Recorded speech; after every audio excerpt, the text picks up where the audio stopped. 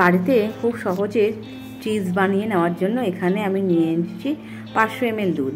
আর এই দুধটা ততটাই গরম করতে হবে যতটা পর্যন্ত হাতটা সহ্য করা যায়, মানে হাতের উষ্ণতাটা সহ্য করা যায়। এরপরে আমি এর মধ্যে দিয়ে দেবো পাতিলেবুর রস। 2টো পাতিলেবু এখানে রস করে রেখেছি। পাতিলেবুর রসটা কিন্তু ওই হালকা উষ্ণ গরম দুধের মধ্যে আস্তে আস্তে করে মেশাতে হবে, মিশিয়ে একটু একটু করে নেড়ে দিতে হবে। একবারে কিন্তু পাতিলেবুর রসটা সমস্ত মেশানো যাবে না, একটু একটু করে মিশিয়ে তারপরে নেড়ে দিতে হবে, আর তারপরে চাপা দিয়ে কিছুক্ষণ রাখতে হবে। দেখুন তারপরে কিন্তু এইরকমভাবে দুধটা কেটে গিয়ে এই চিজগুলো তৈরি হয়ে যাবে। এখানে কিন্তু এর কিছুটা প্রসেস বাকি আছে। এই চেপে চেপে সমস্ত জল চিজ থেকে, এটা কিন্তু ছানা নয়, এটা কিন্তু চিজ।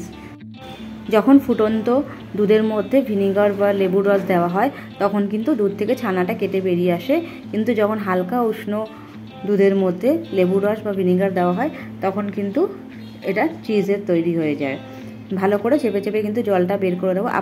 আমি এখানে লেবুর রস ব্যবহার করেছি, আপনারা চাইলে ভিনিগার দিয়েও আপনার চিজটা বের করে নিতে পারেন। এবারে একটি পাত্রের মধ্যে সামান্য একটু জল দিয়ে আর একটু নুন দিলাম, আর তার মধ্যে এই চিজগুলো বেশ ভালো করে মিশিয়ে নিলাম, যাতে এর মধ্যে লেবুর রস বা ভিনিগার যাই ব্যবহার করবেন না কেন তার যে টক ভাবটা থাকে সেটা যাতে বেরিয়ে যায়। তারপরে এবার চেপে চেপে একইভাবে কিন্তু জলটা বের করে নেব। এটা বানাতে বেশি উপকরণ লাগে না ঠিকই, কিন্তু এই প্রসেসগুলো করতে একটু সময় লাগে আর একটু ধৈর্য ধরে করতে হয়। এইভাবে চেপে চেপে সমস্ত জল বের করে নেওয়ার পরে আমি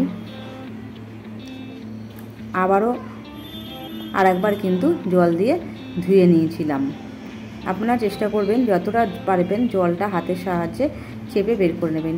এবার এখানে একটা পাত্রের মধ্যে সামান্য একটু আইস কিউব দিয়ে তার মধ্যে চিজটা দিয়ে বেশ ভালো করে ধুয়ে নেব, তাতে চিজটা কিন্তু বেশ শক্তভাবে তৈরি হয়ে যাবে।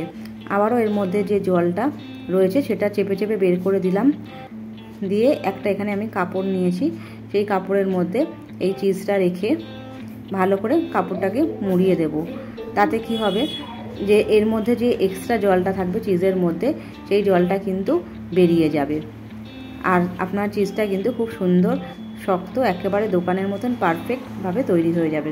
দোকানে তো চিজ তৈরি করতে অনেক উপকরণ বা অনেক কেমিক্যাল ব্যবহার করে থাকে, কিন্তু এই হোমমেড চিজটা আপনারা বাড়িতে ব্যবহার করে দেখবেন, একেবারে দোকানের মতনই এর টেক্সচার হবে।